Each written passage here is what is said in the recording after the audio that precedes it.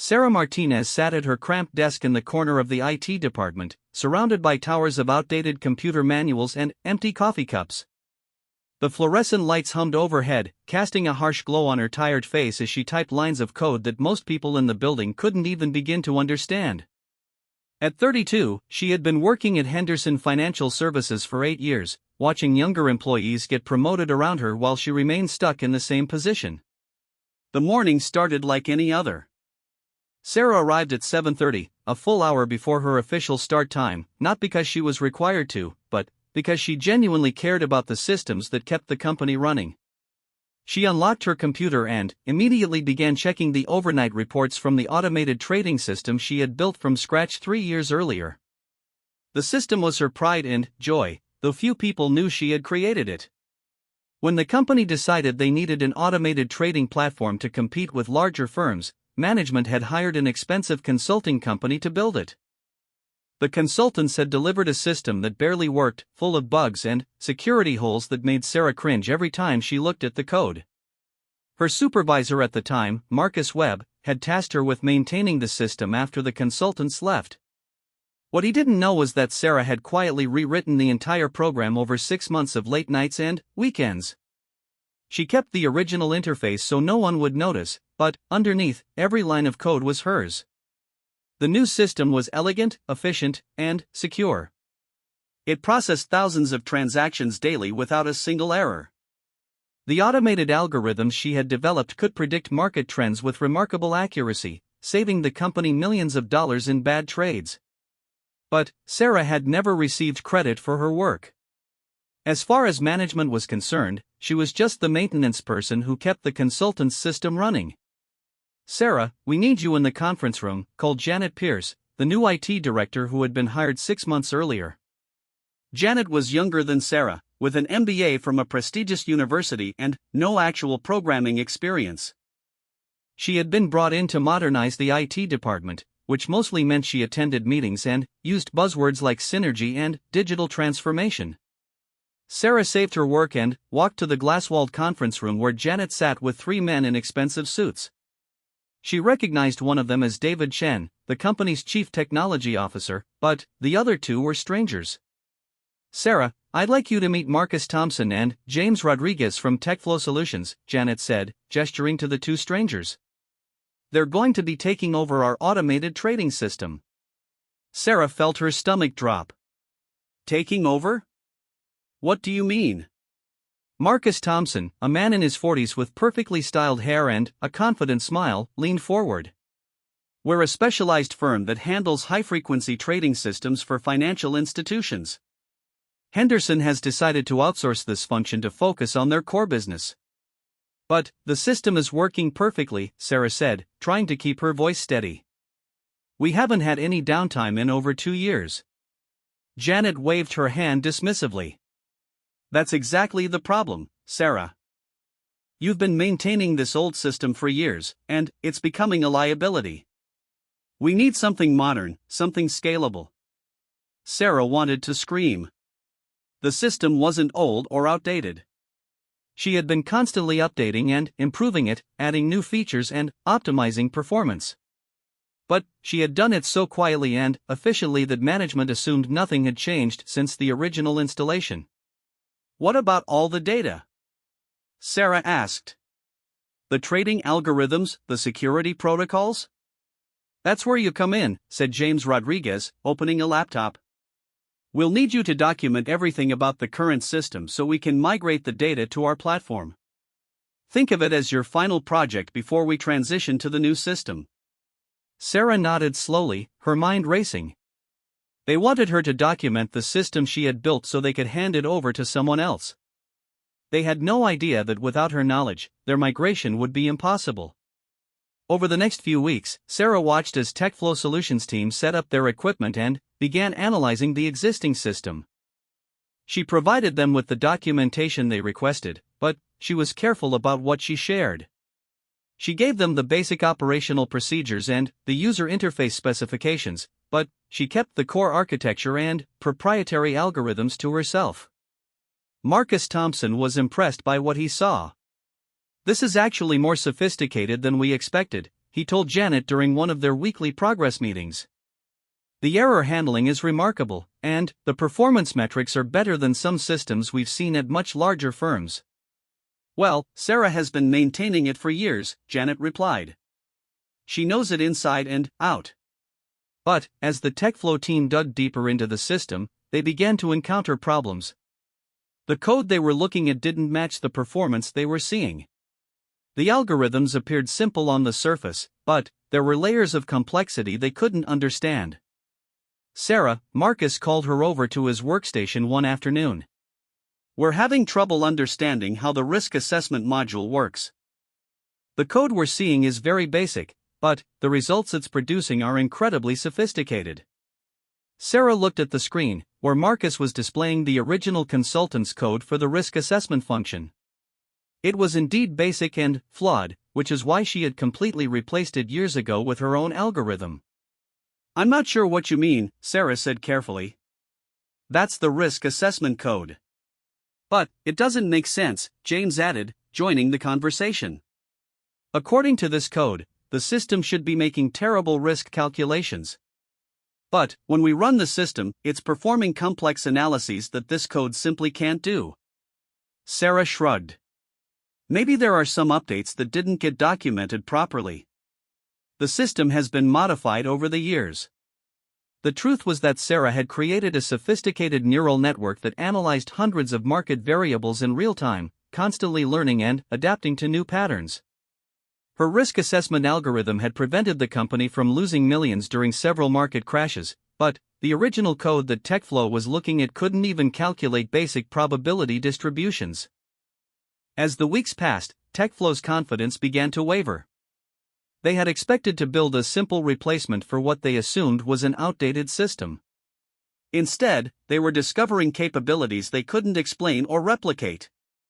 "We might need more time," Marcus admitted to Janet during their monthly review meeting. "The existing system is more complex than our initial assessment indicated." Janet was not pleased. "How much more time?" "The board is expecting this transition to be completed by the end of the quarter." "Well, there are some proprietary algorithms that we're having trouble reverse engineering. If we could get more detailed documentation from Sarah about how these functions work." "Sarah," Janet turned to her, "can you provide more technical details about the trading algorithms?" Sarah had been expecting this moment. "I can show you what I know, but remember, I didn't build this system. I just maintain it. A lot of the complex functions were created by the original consultants, and I don't have access to their design documents." It was technically true. The original consultants had created those functions, but they hadn't worked. Sarah had reverse engineered their intent and built something far superior, but she wasn't about to explain that to people who were planning to eliminate her position. Marcus spent hours with Sarah, trying to understand the intricacies of the system. He was a skilled programmer in his own right, but Sarah's code was several levels above anything he had encountered. The algorithms were not just functional, they were works of art, elegant solutions to complex problems that would take him months to fully comprehend. "This predictive modeling function," Marcus said, pointing to a section of code that Sarah had written to forecast market volatility. "It's using machine learning techniques that are cutting edge." "How did the original consultants implement this 3 years ago?" Sarah looked at the code she had written just 6 months earlier, one of her latest improvements to the system. "I'm not sure. They were apparently very advanced for their time." Meanwhile, the executives at Henderson were growing impatient. The automated trading system was generating significant profits for the company, and any disruption to its operation would be costly. David Shen called a meeting to discuss the transition timeline. "Where do we stand with the migration?" he asked TechFlow's team. "We're making progress," Marcus replied diplomatically, "but the existing system is more sophisticated than we initially realized. There are proprietary algorithms that we're still trying to understand." "What kind of algorithms?" David asked. James pulled up a presentation on his laptop. "Market prediction models, risk assessment functions, portfolio optimization routines. The system is essentially running a hedge fund's worth of quantitative analysis, but we can't figure out how it was programmed to do that." David looked confused. But, we're paying you to replace it with something better. That's the challenge, Marcus admitted. The existing system is already performing at a level that would typically require a team of PhD mathematicians and years of development. Replacing it isn't just a matter of updating the technology, we'd essentially need to recreate some very advanced financial modeling work. Sarah sat quietly in the corner, taking notes as the executives discussed her life's work. They were talking about the system as if it were a mysterious artifact left behind by advanced aliens, not something that had been lovingly crafted by the quiet woman sitting 10 feet away from them. "What's the bottom line?" David asked. "Can you build a replacement or not?" Marcus exchanged glances with James. "We can build a replacement, but it would take significantly longer than we originally estimated, and it would cost considerably more. The alternative would be to keep the existing system and just update the hardware and user interface." "But that defeats the purpose," Janet interjected. "We want to get away from depending on Sarah's maintenance work.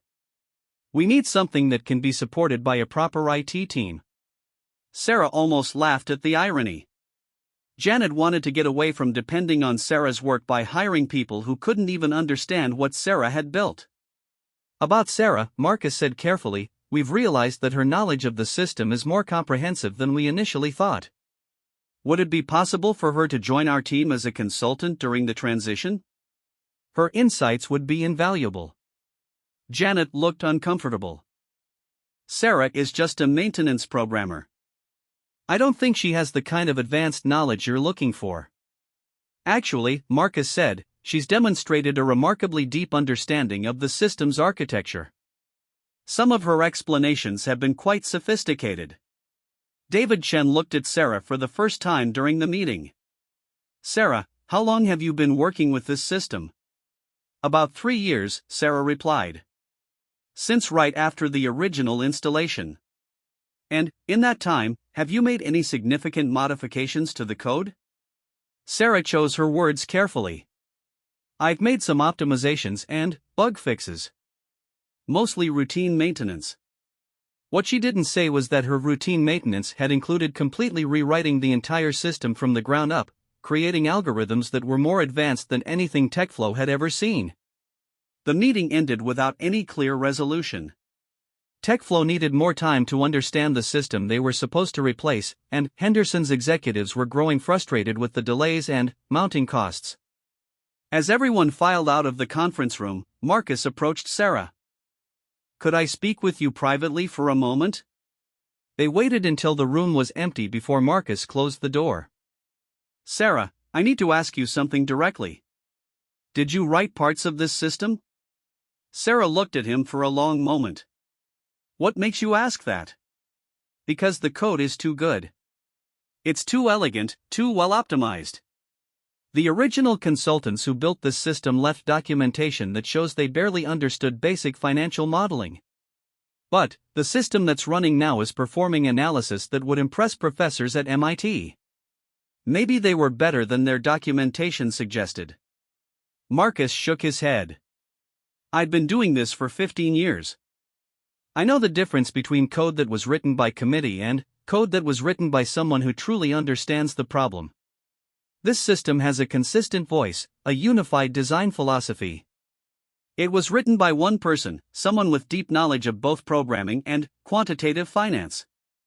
Sarah remained silent. "Look," Marcus continued, "I'm not trying to get you in trouble. But if you did write this system, or significant parts of it, then what we're trying to do here is impossible.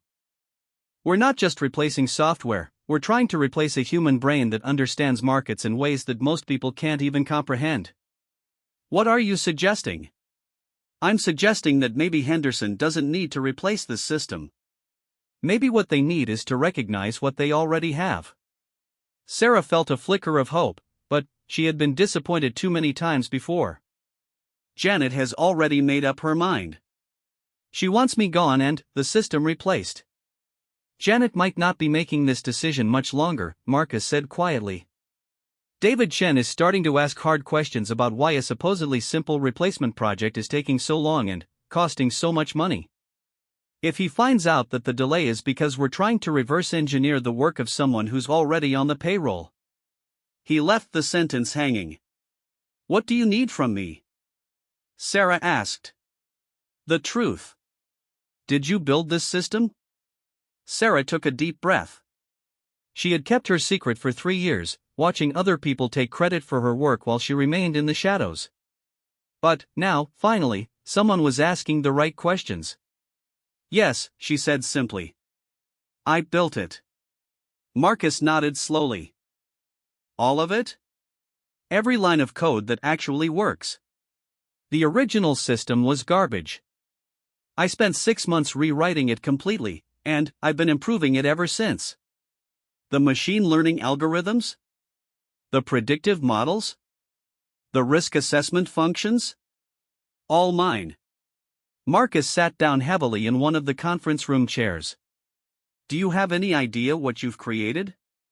This system is processing millions of dollars in trades every day with better performance than systems that cost 10 times as much to develop. I know what it does. I built it to do exactly that. And you've been maintaining it alone for 3 years? Yes. While being paid as a basic maintenance programmer? Yes. Marcus was quiet for a moment, processing the implications. Sarah, this changes everything. We can't replace you, and we can't replace your system. What you've built would take our team years to replicate, if we could replicate it at all. So what happens now? Now we need to have a very different conversation with David Chen. The following Monday morning brought an unexpected email in Sarah's inbox. David Chen wanted to see her in his office at 10 o'clock. Sarah had worked at Henderson for 8 years and had never been summoned to the CTO's office. Her hands trembled slightly as she knocked on his door. Come in, Sarah. Please, have a seat, David said, gesturing to the chairs in front of his mahogany desk. His office was impressive, with floor-to-ceiling windows overlooking the city and walls lined with awards and certifications. I've been having some very interesting conversations with our friends from TechFlow Solutions. Sarah sat down, her heart pounding. Marcus had promised to speak with David about their conversation, but she wasn't sure what to expect. Marcus Thompson tells me that you're much more involved with our trading system than anyone realized, David continued, leaning back in his chair. He seems to think you might have actually built significant portions of it. There was no point in denying it anymore. Yes, sir. I rebuilt the entire system after the original consultants left. David's eyebrows rose. The entire system? Sarah, that system processes over $50 million in trades every day. Are you telling me that you single-handedly created software that handles that volume of financial transactions? Yes, sir. The original system didn't work properly. It was full of security vulnerabilities and the algorithms were flawed. I had to rewrite everything to make it stable. David opened a folder on his desk and pulled out several printouts. I've been looking at our trading performance over the past 3 years. Our profits have increased by 43% since the system was installed, and our risk-adjusted returns are among the best in the industry. He looked up at Sarah. When exactly did you complete your rewrite of the system? Sarah thought back to those exhausting months when she had worked nights and weekends, slowly replacing each component of the original system. I finished the core rewrite about 6 months after the consultants left. But I've been continuously improving it ever since. David made some notes on a pad. So our performance improvement began right around the time you finished your work. Yes, sir. Sarah, I need to understand something. You're classified as a Level 2 IT support specialist. Your official responsibilities include basic maintenance and user support. How did you acquire the knowledge to build a sophisticated trading system? Sarah had been dreading this question. Her background wasn't impressive on paper, and she knew it. I have a degree in computer science from a state university. But I've always been interested in financial markets. I spend most of my free time studying quantitative finance, machine learning, and market analysis. I read academic papers, take online courses, and practice programming algorithms. Self-taught? Mostly, yes. I've probably read every significant paper on algorithmic trading published in the last decade. David leaned forward. Sarah, do you realize what you've accomplished? The system you built is outperforming software that costs millions of dollars and requires teams of PhD-level developers to maintain. I know it works well, sir. It works better than well. It's extraordinary. David stood up and walked to the window. I've been in this business for 20 years, and I've never seen a trading system with performance metrics like yours. The algorithms you've developed are detecting market patterns that our human traders miss, and the risk management functions have prevented us from significant losses on multiple occasions. Sarah felt a mixture of pride and nervousness. Finally, someone was recognizing her work, but she wasn't sure what it meant for her future. I have a problem, Sarah, David continued, turning back to face her. TechFlow Solutions was hired to replace your system with something modern and scalable. They've been working on this project for 2 months and have spent over $200,000.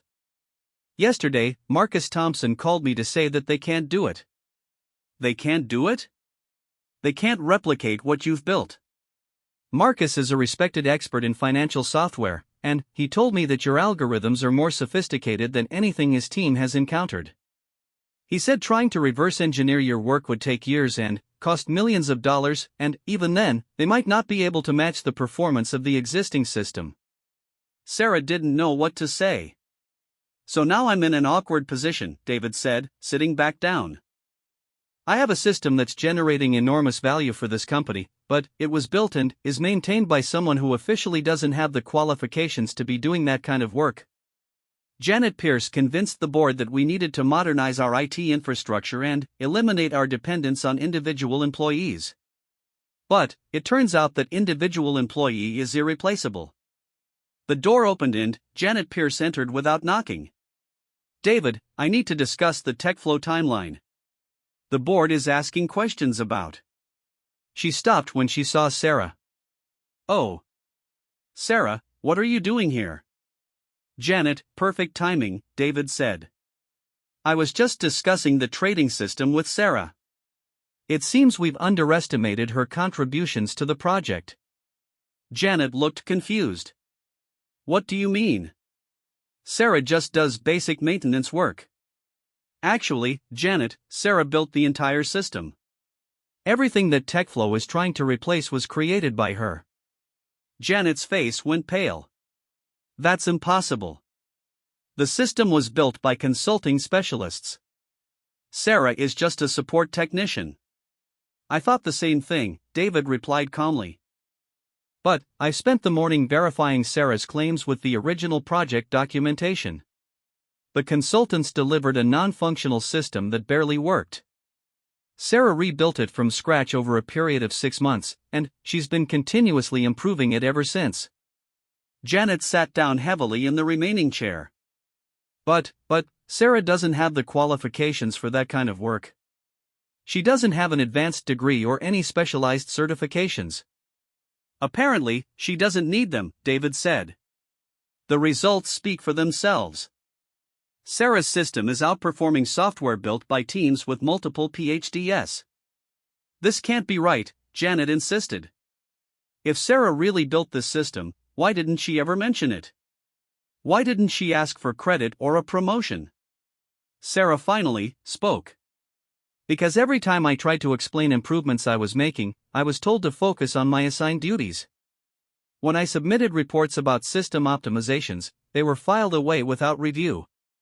I learned to do my work quietly and not bother management with technical details they didn't want to hear. Janet looked stricken.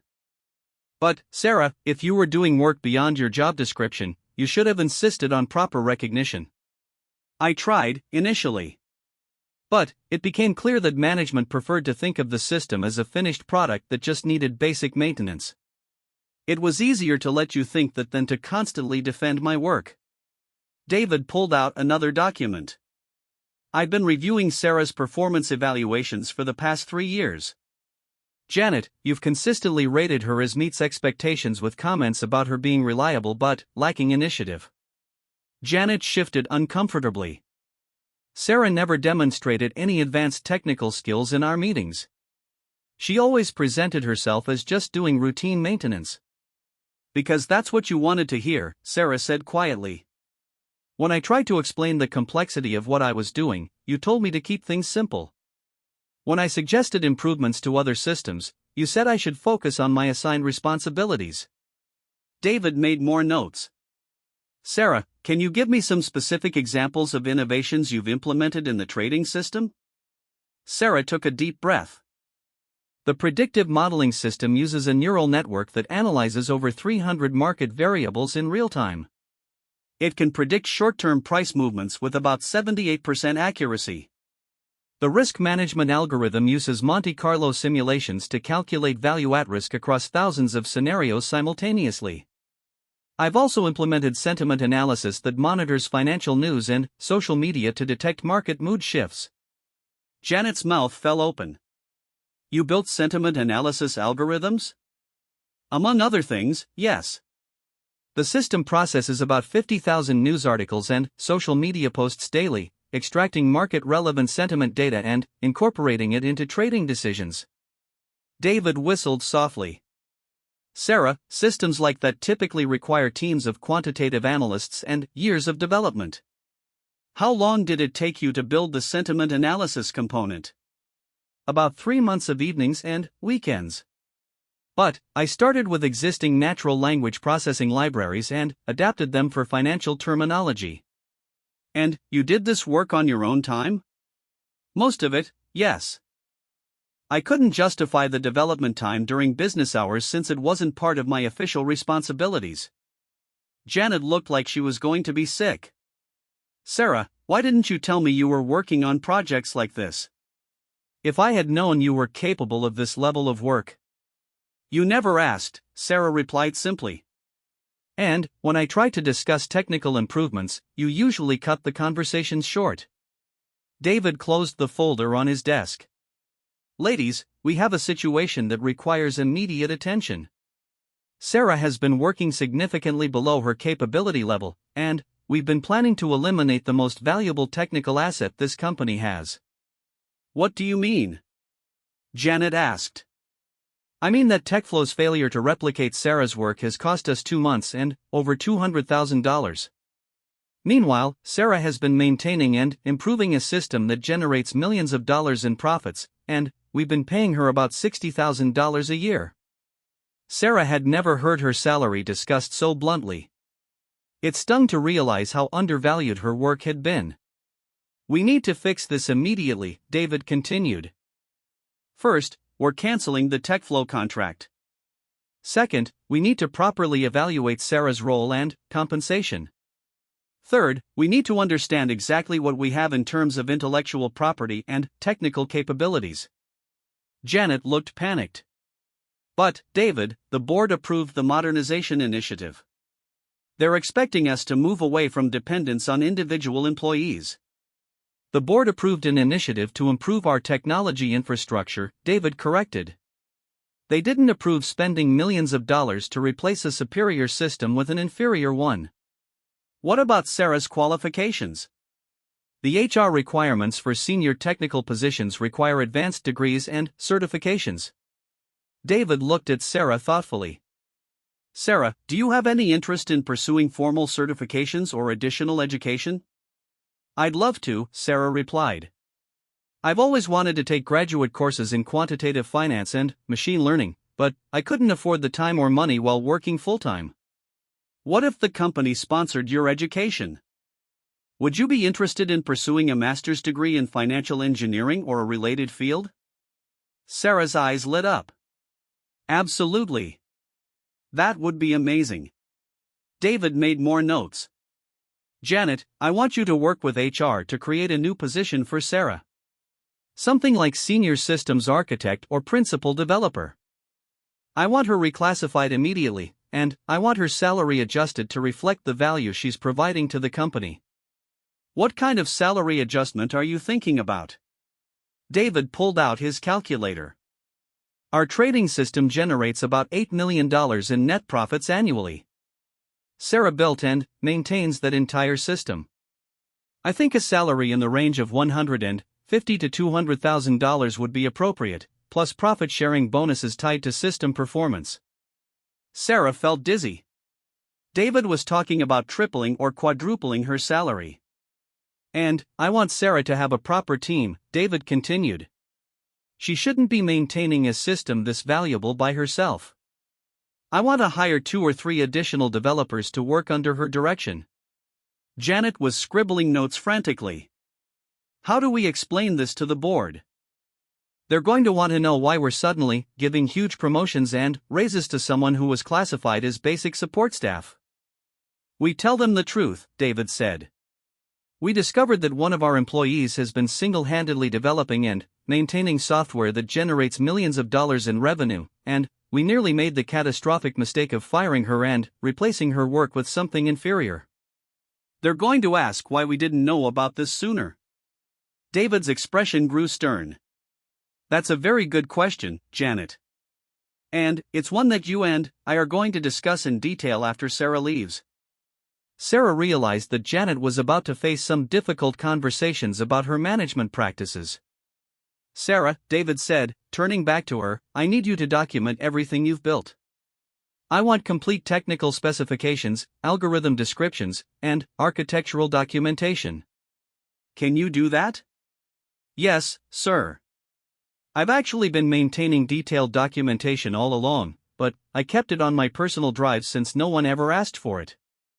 Excellent. I also want you to start thinking about improvements and expansions to the system. If you could build anything you wanted, with proper resources and budget, what would you create? Sarah's mind raced with possibilities. Well, there are several areas where I could enhance the system significantly. The machine learning models could be expanded to analyze cryptocurrency markets and international exchanges. I could implement real-time portfolio optimization across multiple asset classes. And I've been working on some experimental algorithms for detecting market manipulation and unusual trading patterns.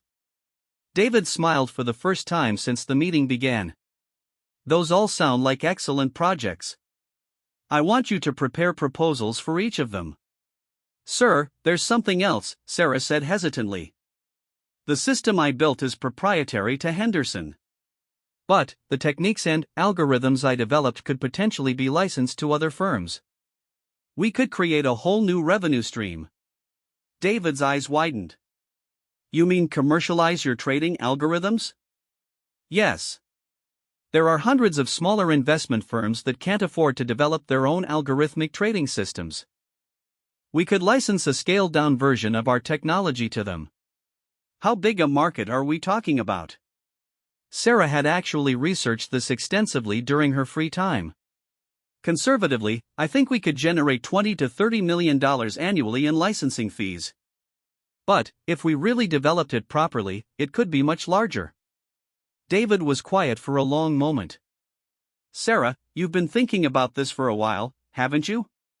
Yes, sir. I've always seen the potential for what we could build here. I just never had anyone who wanted to listen to my ideas. Janet finally spoke up. David, this is all very exciting, but we need to be realistic about implementation timelines and budget approvals. Actually, Janet, David said, I think our timeline just accelerated significantly. Sarah, how quickly could you prepare a comprehensive proposal for expanding and commercializing your technology? If I could work on it full-time, maybe 2 weeks for a detailed proposal. A month if I want to include prototype demonstrations. Consider yourself reassigned, effective immediately. Your new priority is developing this proposal. Janet, I want Sarah to report directly to me for this project. Sarah felt like she was in a dream. In the space of one meeting, she had gone from facing unemployment to being offered a senior position and the opportunity to lead a major new initiative. There's one more thing, David said as the meeting was winding down. Sarah, I owe you an apology. This company failed to recognize your talents and contributions for years. That's unacceptable, and it's something we're going to fix going forward. Thank you, sir. I appreciate that. I also want to understand how we can prevent this situation from happening again. What would you suggest for identifying and developing technical talent that might be overlooked by traditional management processes? Sarah thought carefully. I think the problem is that management often doesn't understand the technical work well enough to evaluate it properly. Maybe we need a system where technical employees can present their work directly to people who understand the technology, not just to managers who see everything in terms of basic job descriptions. That's an excellent suggestion. I want you to include recommendations for technical talent development in your proposal.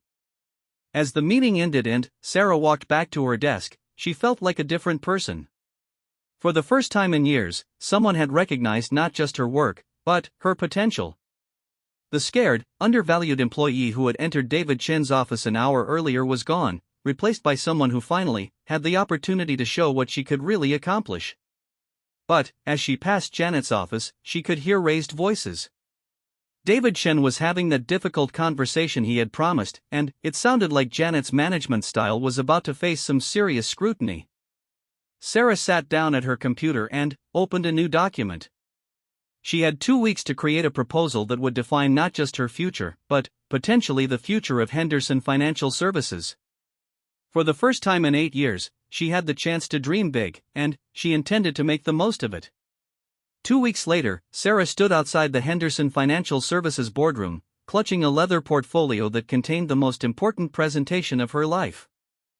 Through the glass doors, she could see the company's entire executive team assembled around the polished mahogany table. David Chen had arranged for her to present her proposal directly to the board of directors, something that would have been unimaginable just a month earlier. Her transformation had been remarkable. Gone were the outdated clothes and tired expression that had defined her appearance for years. Henderson had provided her with a professional wardrobe allowance, and she had spent the weekend getting a new haircut and updating her entire look. But the real change was in her confidence. For the first time in 8 years, Sarah felt like she belonged in the room where important decisions were made. "Ready for this?"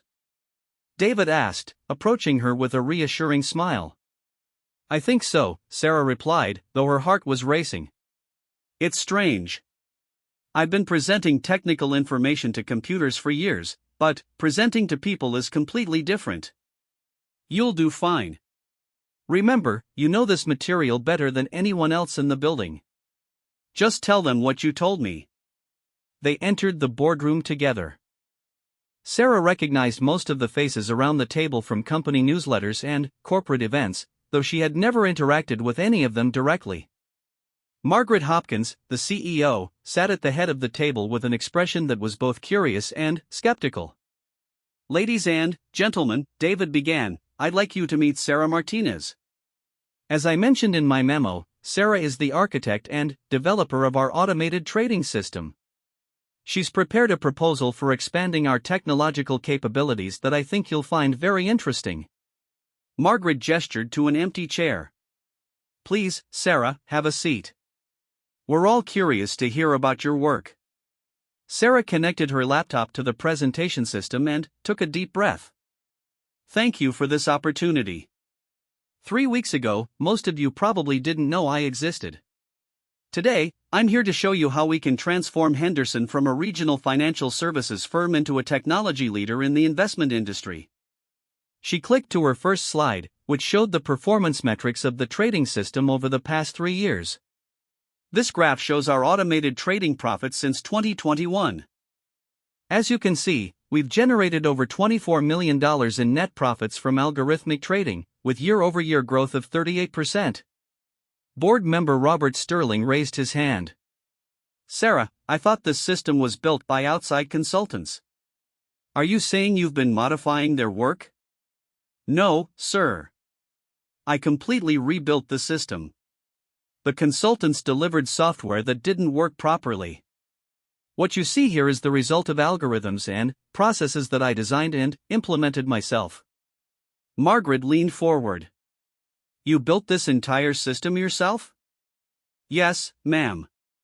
Every algorithm, every security protocol, every optimization. I've been continuously improving it for 3 years. The room was quiet as the implications sank in. Sarah clicked to her next slide. But this is just the beginning. What I'm proposing is a comprehensive expansion of our technology platform that would position Henderson as a leader in financial technology services. She outlined her vision methodically. First, the enhancement of existing capabilities, expanding the trading algorithms to cover international markets, cryptocurrency exchanges, and complex derivative instruments. The machine learning models could be upgraded to analyze not just price data, but economic indicators, satellite imagery of economic activity, and real-time social sentiment across multiple languages. The sentiment analysis component alone could be revolutionary, Sarah explained. By monitoring news feeds, social media, corporate communications, and regulatory filings in real time, we can detect market-moving events sometimes hours before traditional analysts notice them. Board member Patricia Wong asked, "How confident are you in the accuracy of these predictive models?" Our current models achieve about 78% accuracy on short-term price predictions, Sarah replied. With the enhancements I'm proposing, I believe we can push that to 85% or higher. That improvement might sound small, but, in financial markets, it represents the difference between good performance and extraordinary performance. She clicked to the next section of her presentation, the commercialization strategy. This brings me to the most exciting part of the proposal. Henderson could become a technology vendor to the financial services industry. There are thousands of smaller investment firms, hedge funds, and financial advisors who want algorithmic trading capabilities but can't afford to develop them internally. Robert Sterling looked intrigued. What kind of market size are we talking about? Sarah displayed a chart showing market research she had conducted. The algorithmic trading software market is currently worth about $12 billion annually and growing at 15% per year. Most of that market is controlled by a handful of large technology companies that charge millions of dollars for enterprise systems. And you think we could compete with established players? Margaret asked. I think we could dominate a specific segment of the market, Sarah replied confidently. The major players focus on large institutional clients. There's a huge underserved market of smaller firms that need sophisticated technology but can't afford enterprise-level pricing. She outlined her vision for Henderson Technologies, a new division that would offer tiered software-as-a-service packages to investment firms of all sizes. The basic package would provide algorithmic trading capabilities for small advisory firms. The premium package would include the advanced machine learning and sentiment analysis features for larger hedge funds and investment companies. Conservative projections suggest we could generate $30 to $50 million annually in software licensing revenue within 3 years, Sarah continued.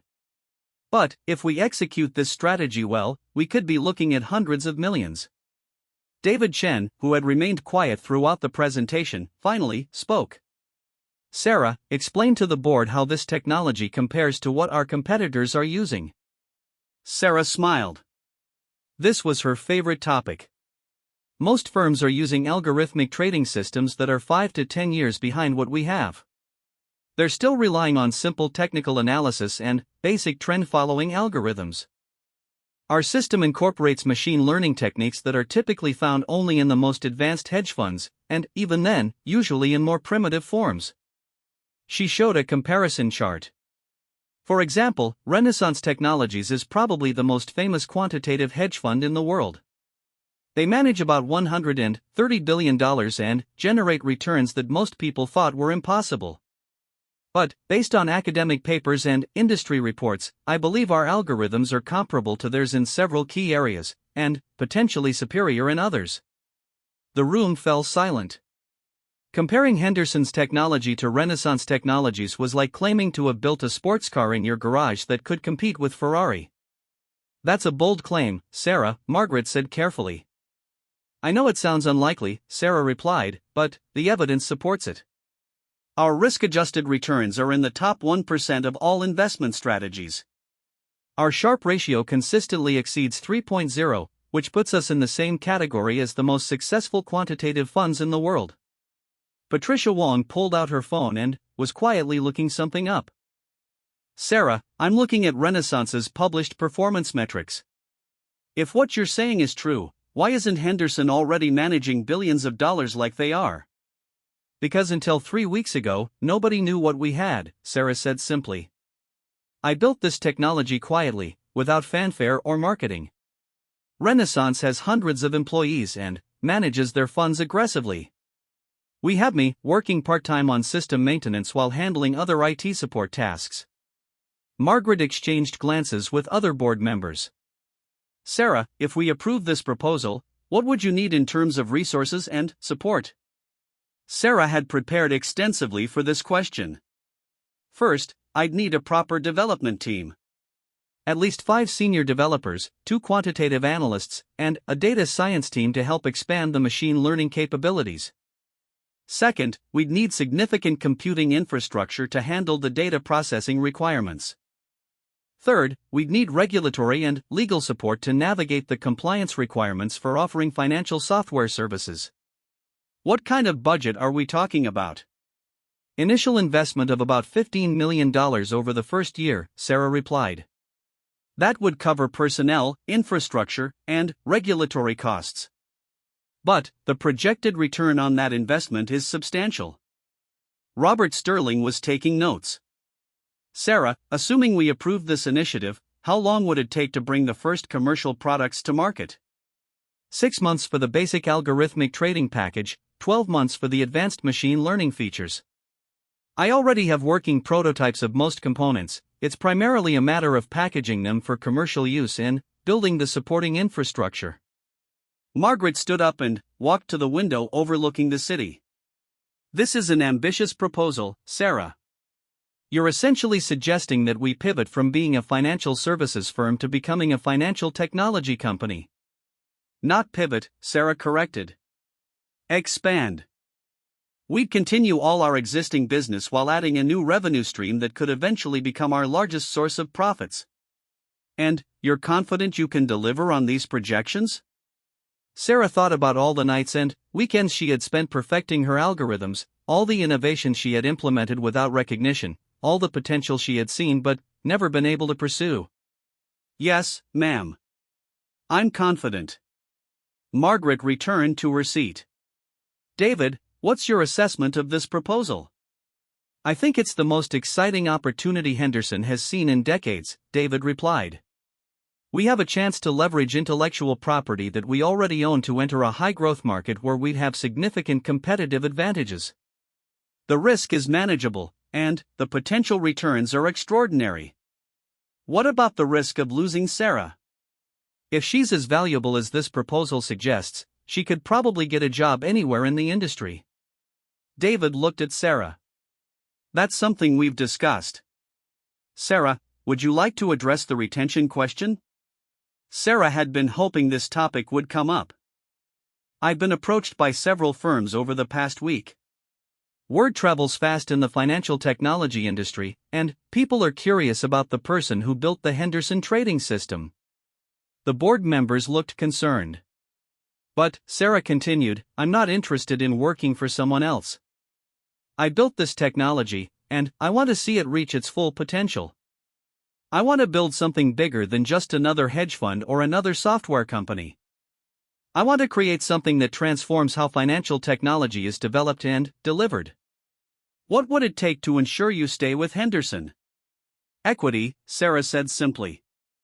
I want to own a significant stake in Henderson Technologies.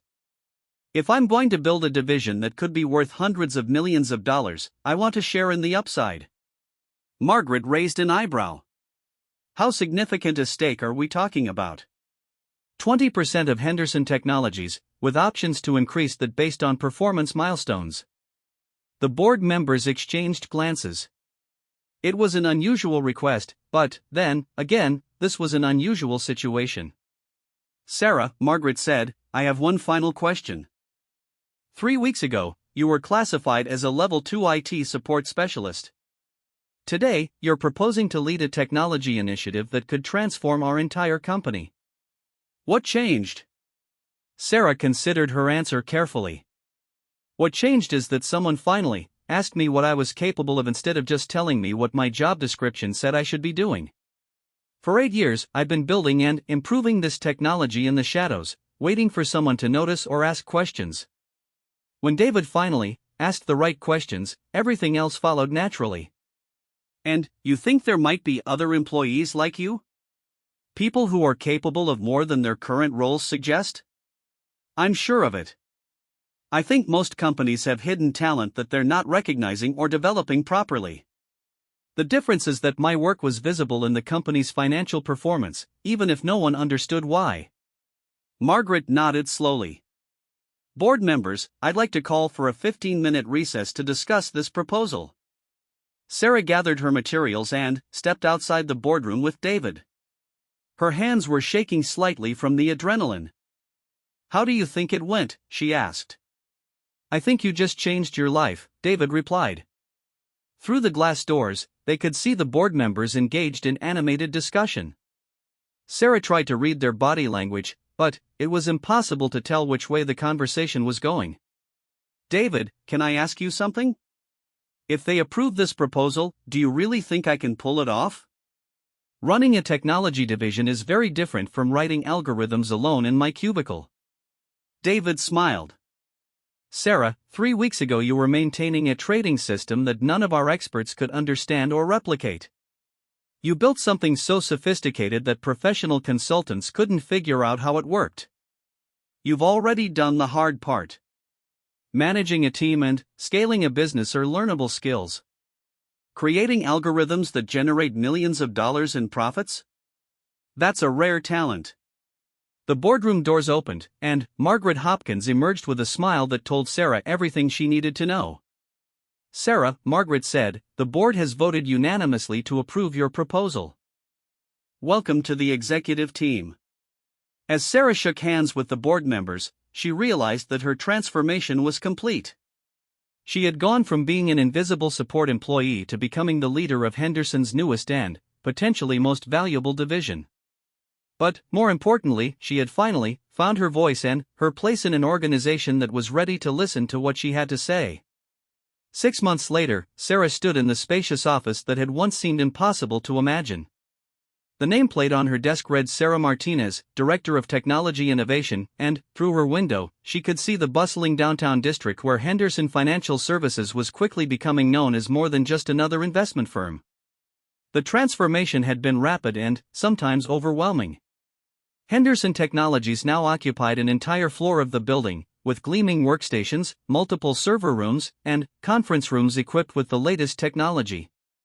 The quiet, isolated cubicle where Sarah had spent 8 years was now part of a client services area, completely redesigned and modernized.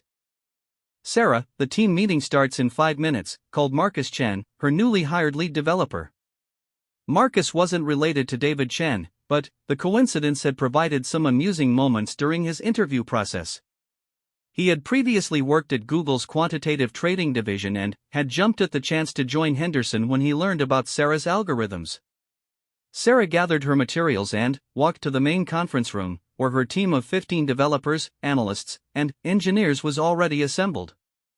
It still amazed her to see so many talented people working on projects that had originated from her late-night programming sessions. Good morning, everyone, Sarah began, taking her place at the head of the table. Let's start with updates on our commercial product rollout. Jennifer Walsh, the product manager they had recruited from a major fintech company, opened her laptop. We've officially launched our basic algorithmic trading package to beta customers. We have 12 firms currently testing the system, ranging from small family offices to mid-size investment advisors. How's the feedback been? Overwhelmingly positive, Jennifer replied with a smile. The performance metrics are exceeding expectations, and the user interface testing is going well. Most importantly, we've had zero downtime and no significant bugs. Sarah felt a surge of pride. The software they were selling was based on the same core algorithms she had developed alone in her cubicle, but it had been refined, packaged, and optimized for commercial use by her team. What about the advanced package? Sarah asked. Dr. Lisa Park, their new head of quantitative research, leaned forward. The machine learning enhancements are ready for release. The sentiment analysis engine is now processing over 200,000 data sources daily, including newsfeeds, social media, regulatory filings, and economic reports in 17 languages. Performance improvements?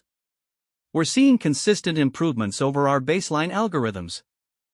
Prediction accuracy is up to 83% on short-term price movements, and the risk-adjusted returns are even better than our projections. Sarah nodded, making notes. 6 months ago, she would have been thrilled with 78% accuracy. Now, her team was routinely achieving results that would have seemed impossible. Any word from the SEC on our compliance filing? Sarah asked their new general counsel, Robert Kim. We received provisional approval for the advanced trading platform, Robert replied. Final approval should come through within the next month. The regulators were impressed with the transparency and documentation of our algorithms. That had been one of Sarah's innovations in the commercial space. While most algorithmic trading companies kept their methods secret, Henderson Technologies provided detailed explanations of their approaches to regulators and clients. Sarah believed that transparency would be a competitive advantage in an industry known for black box solutions. Excellent. Now, let's talk about the expansion opportunities. Sarah clicked to the next slide in her presentation, showing a map of the United States with different colored markers indicating potential clients. We've received inquiries from 3 major regional banks about licensing our technology for their investment divisions. We also have interest from 2 pension funds and a sovereign wealth fund that want custom implementations of our algorithms. The sovereign wealth fund opportunity was particularly exciting. They were looking for algorithmic trading systems that could handle multi-billion-dollar portfolios across global markets. It was exactly the kind of challenge that Sarah had dreamed about during her years of quiet innovation. Sarah, Marcus Chen raised his hand. I've been working on the cryptocurrency trading algorithms you requested. The preliminary results are interesting. Show me. Marcus connected his laptop to the presentation system. Crypto markets are much more volatile than traditional financial markets, but they also show patterns that our machine learning models can exploit effectively. The challenge is that crypto markets operate 24 hours a day, so we need algorithms that can adapt to rapid changes without human oversight. What kind of performance are you seeing? In backtesting, we're generating annualized returns of over 40% with reasonable risk parameters.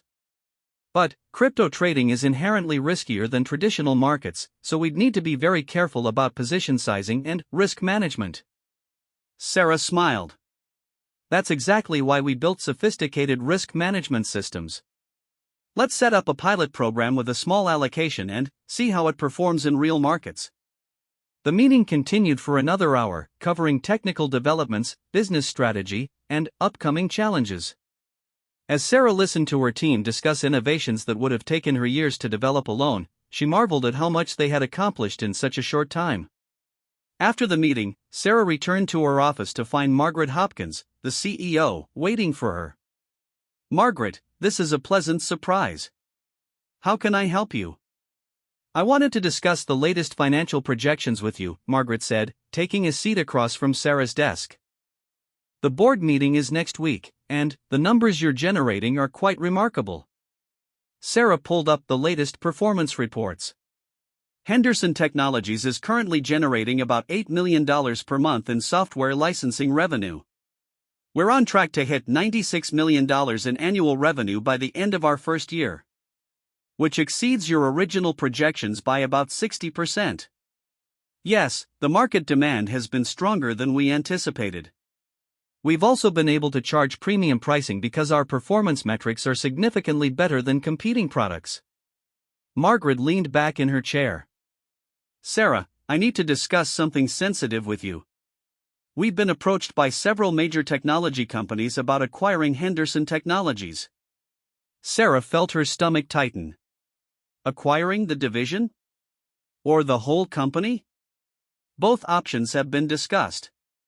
Google wants to buy Henderson Technologies for their cloud computing division. Microsoft is interested in acquiring the entire company to strengthen their financial services offerings. And Goldman Sachs has made an informal inquiry about hiring you and your entire team. What kind of numbers are we talking about? Google's preliminary offer for Henderson Technologies alone was $250 million. Microsoft's offer for the entire company was $400 million. Sarah sat quietly for a moment, processing the implications. 6 months ago, she had been worried about losing her $60,000 a year job. Now, major corporations were offering hundreds of millions for technology that she had built. What's your inclination? Sarah asked. Honestly? I'm torn. These are life-changing amounts of money for our shareholders and employees. But I also think we're just getting started. Henderson Technologies could potentially be worth billions if we execute our strategy properly. What about the board? The board is split. Some members see this as an opportunity to cash out at a huge premium. Others believe we should continue building independently. They want your opinion before making any decisions. Sarah stood up and walked to her window, looking out at the city below. Margaret, can I ask you something? If we sell to Google or Microsoft, what happens to the team? What happens to the vision we're building? That would depend on the specific terms. Google has indicated they'd want to keep the team intact and continue developing financial technology products. Microsoft would probably integrate the technology into their existing cloud services platform. And Goldman Sachs? They'd essentially be hiring our talent to build similar systems for their own trading operations. The technology would disappear from the commercial market. Sarah turned back to Margaret. I'd been thinking about this possibility for a while. These offers validate what we've built, but they also represent a fundamental choice about what Henderson Technologies becomes. How so? If we sell to a large technology company, we become a small division within a massive corporation. Our innovations get absorbed into their existing products and strategies. We lose control over our destiny. But we also get the resources and scale that come with being part of a major corporation. True, Sarah acknowledged. But I think we can achieve that scale independently, and we can do it while maintaining our identity and vision. Margaret leaned forward. What are you suggesting? I'm suggesting we raise capital independently and accelerate our expansion. Instead of selling Henderson Technologies, let's spin it off as a separate company with Henderson Financial as the majority shareholder. You want to do an IPO? Eventually, yes. But first, I want to raise a significant round of venture capital funding. We could use that money to expand internationally, develop new products, and establish ourselves as the leading independent financial technology company. Sarah had been developing this strategy for weeks, anticipating that acquisition offers would eventually come. Think about it, Margaret. In 5 years, we could be competing directly with Bloomberg, Thomson Reuters, and the other major financial data and technology providers. Our algorithms are already better than theirs, we just need the scale and market presence. That's ambitious. So was building a trading algorithm that outperformed Renaissance technologies. 6 months ago, that seemed impossible too. Margaret smiled. You've changed a lot since that first meeting in David Chen's office. I've learned that impossible things become possible when you have the right resources and support. For 8 years, I was trying to change the world from a cubicle with outdated equipment and no budget. Now I have a team of brilliant people and the backing of this company. The difference in what we can accomplish is extraordinary. What would you need to execute this independent strategy? Sarah had prepared for this question too. A funding round of about $50 million would allow us to expand globally and accelerate product development. We could establish offices in London, Singapore, and Tokyo to serve international markets. We could also acquire smaller fintech companies that have complementary technologies. And you think investors would be interested? Margaret, we're a profitable financial technology company with proprietary algorithms that consistently outperform the market. We have a proven track record, a strong management team, and a clear growth strategy. Venture capital firms are desperate to find opportunities like this. Margaret was quiet for several minutes, thinking through the implications. Sarah, if we pursue this strategy, you'd essentially become the CEO of a major financial technology company. I know. 6 months ago, that would have terrified me. Today, it feels like the natural next step. What about the personal financial opportunity? If we sell to Google or Microsoft, your equity stake would be worth millions immediately.